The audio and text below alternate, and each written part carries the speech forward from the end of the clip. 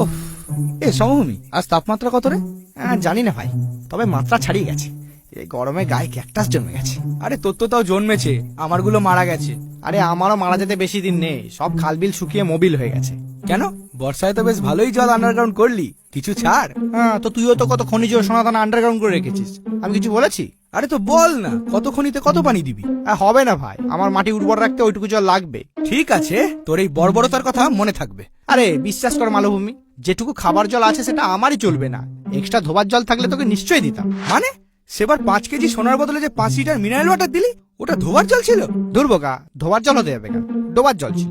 শালা জল নিয়েও দুর্নীতি? হ্যাঁ, তুই শুধু আমার দুর্নীতিটাই দেখতে পাচ্ছিস, আর ওই মেঘ যে আমাদের ডোবা পুকুরের জল বাষ্প করে ওই পাহাড়ের কোলে ঢালছে, তার বেলা কে কার কোলে কি ঢালছে সমভূমি? কি মেঘা আপনি? হ্যাঁ রে, আমি।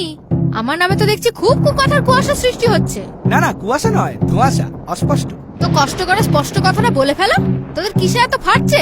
কিসে আবার? এই গরমে আমাদের মাটি ফেটে ফাঁক হয়ে যাচ্ছে, আর যত বৃষ্টিপাত তাক করে শুধু ওই পাহাড়ের কোলে ঢালছেন। এ আপনার কেমন অসমনীতি? রাজনীতি। এই, আমার জলীয় বাষ্প আমি কারো কোলে ঢালবো না হলে ঢালবো সেটা আমার ব্যাপার, এতে তোদের কি বে? তোদের কি মানে? জলীয় বাষ্পের জলটা তো আমাদের জলাশয় থেকেই নিচ্ছেন। তো মাটি লাগা জলাশয়ের জলটা কি তোর বাবা ভরে, নাকি চোরাই জলের কল দিয়ে ওগুলো ভরিস? আর আমার পিছন দিয়ে কি তাপ বেরোয় যে আমি জল বাষ্প করবো? তাপ নিয়ে কোনো চাপ থাকলে সূর্যদার সাথে কন্ট্যাক্ট কর। ও বাবা, তাহলে তো হয়ে গেল। আমার একটা বন্ধু সূর্যদার একটু বেশি কন্টাক্টে চলে এসেছিল, এখন সে পৃথিবীর বৃহত্তম মরুভূমি সাহারা। হ্যাঁ, তাহলে দেখ, সাহারা হবি না বেসাহারা হয়েই থাকবি। আর এখানে এই গরমে আমি ঠিক ঘনীভূত হতে পারছি না।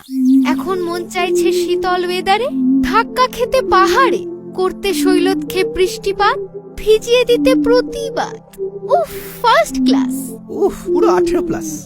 ফার্স্ট ক্লাস তো লাগবেই, উঁচু ভূমি, আবার পর্বতের ছেলে, তেলা মাথায় তেল দেয়া আর কি। ভাই, ওটা ভেজা মাথায় জল দেওয়া হবে না? চুপ কর, আর একটা কথা বললে মুখে বাজ মেরে দেবো। হ্যাঁ, সেটা অন্তত করুন না, অন্তত বৃষ্টিপাত তো হবে। কিন্তু যে গর্জায় সে তো বর্ষায় না। বর্ষায় ডুবিয়ে মারবো তোকে মালো। হ্যালো হ্যালো ক্লাউডি বেবি, আসো। না, যাব না। তোমার কাছে গেলে তুমি আমায় ঘনীভূত করে আমার বৃষ্টিপাত করিয়ে দাও। বেবি, তোমার কালো মুখ দেখলে আমার ভালো লাগে না, তাই তো বৃষ্টিপাত করিয়ে দিই। ওমা তাই? আমার দুষ্টু হিল, দাঁড়াও যাই। এই এয়ার বাস।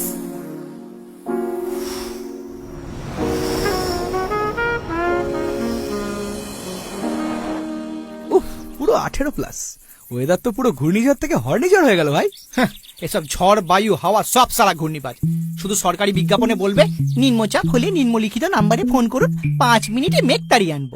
মেঘ না গরু। অথচ সেই নিম্নলিখিত নাম্বারে ফোন করলে লিখিত ভাবেই বলা যাবে যে সে ফোন কেউ ধরবেন, আর ধরলেও 5 মিনিটের বদলে 5 দিন পরে কোনো সাদা মেঘ এনে বলবে রাস্তায় বৃষ্টি হয়ে গেছে, শুধু ঠান্ডা হাওয়া খাও। হ্যাঁ, এই আকাশে গুড়গুড় করে ওই আকাশে ঝরে, অসময় ঝরতে এসে ডুবিয়ে পেছন মারে। মৌসুমী বাইকে দেখলি কেমন হিমালয়ের দিকে ট্যাক্সি সার্ভিস খুলেছে? হ্যাঁ ভাই, যদি আমরাও যেতে পারতাম রে। শুনেছি ওখানকার মেঘরা ভাই স্নোফল করে। একটু ওয়াটারফল দেখতে পাচ্ছি না, আবার স্নোফল।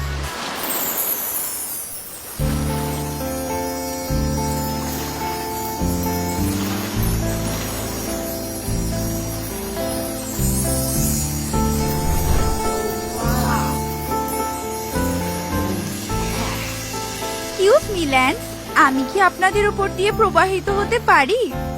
হ্যাঁ হ্যাঁ, নিশ্চয়ই। শুধু প্রবাহিত কেন, আপনি বিবাহিতও হতে পারেন।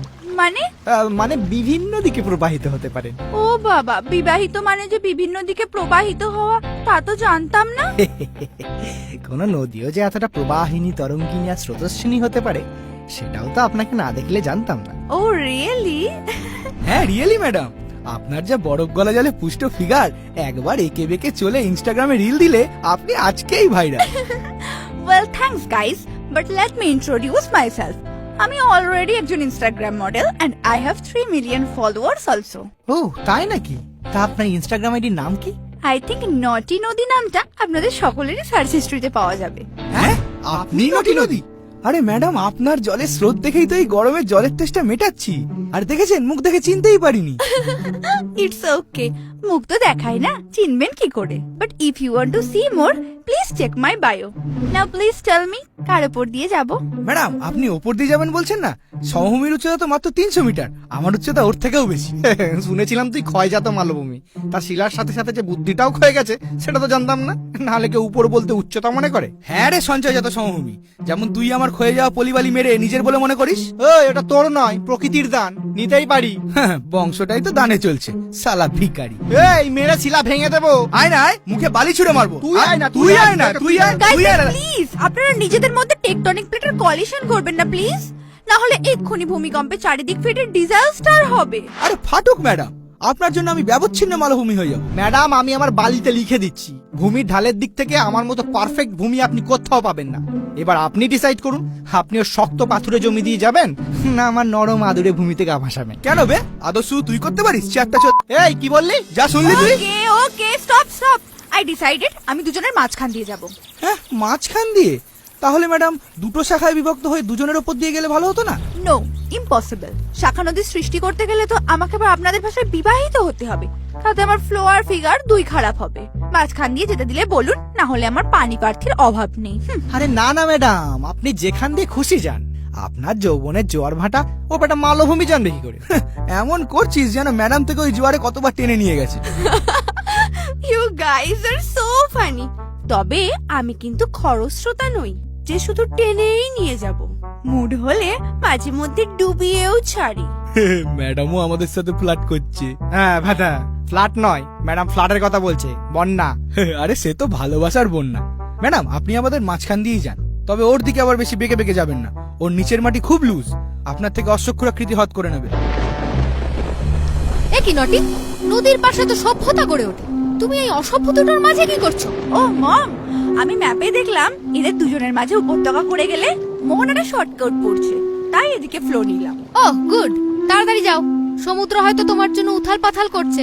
আর হ্যাঁ দেখো, যেতে যেতে আবার কোনো উপনাদ জুটিয়ে ফেলো না। আরে ডোন্ট ওয়ারি মম, তুমি এসো।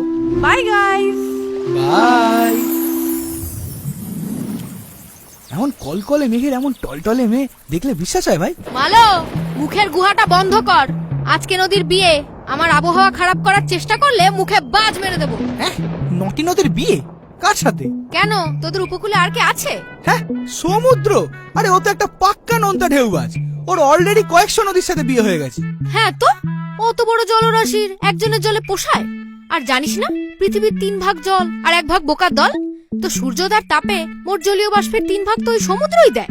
ও তাহলে আমরা যে বাকি জলীয় বাষ্প দিই তার 4 ভাগের 1 ভাগও কি আমরা ঠিকঠাক টাইমে ফিরে পাই? কি আর করবি বল, এটাই জলচক্র।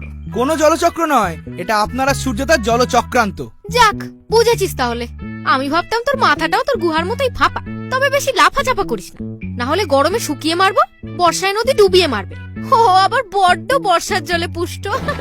আচ্ছা, তার মানে আমাদের গতি নেই বলে তোমরা জল নিয়ে যা খুশি করবে, আর মাটির উপরে সব জলচক্রান্ত দেখেও আমাদের শান্ত থাকতে হবে, তাই তো? ঠিক তাই, শান্ত থাকলেই জ্যান্ত থাকবি, কারণ জল মানে জীবন।